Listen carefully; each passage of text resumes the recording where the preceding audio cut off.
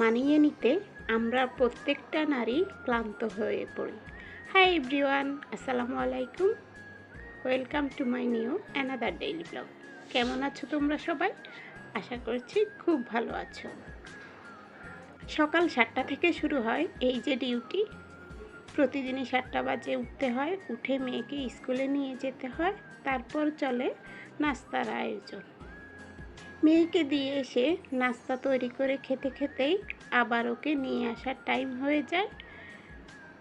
তারপর আবার শুরু হয় রান্নাবান্নার তোড়জোড়। তো যে কথাটা বলতেছিলাম যে আমরা প্রত্যেকটা নারী মানিয়ে নিতে এবং মেনে নিতে নিতেই আমাদের জীবনটা পার করে দিই। এক একটা বয়সে এক একটা কিছু মেনে নিতে হয়।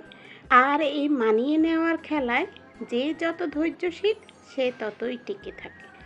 আর কিছু কিছু সময় তো আমরা মেনে নিতে নিতে, নিজেকে মানিয়ে নিতে নিতে জীবনের একদম শেষ প্রান্তে পৌঁছে যেতে হয়। কখনো নিজের সংসারে, কখনো ছেলের সংসারে, কখনো মেয়ের সংসারে, আর বিয়ের আগে তো মা বাবার সংসারে। আমরা এত ত্যাগ করার পরেও দিন শেষে নারীদেরকেই শুনতে হয়, আরেকটু ধৈর্য ধরতে পারো, ধৈর্য ছাড়া তো সংসার হয় না। এত ধৈর্য একটা মানুষ কিভাবে ধরে বলেন তো? তো নাস্তাটা শেষ করে এই যে আমি গাছে পানি দিয়ে দিলাম, সবগুলি গাছে। কারণ মানি প্ল্যান্ট গাছে তো প্রতিদিন পানি দেওয়া যায় না, একটু চাল ডাল ধোয়া পানি রেখেছিলাম তাই দিয়ে দিলাম। আর দুপুরের আয়োজনে চলছে ভাত আর ডাল, চুলোতে বসিয়ে দিয়েছি। এটা ছিল মূলত বৃহস্পতিবার দিনের ভিডিও।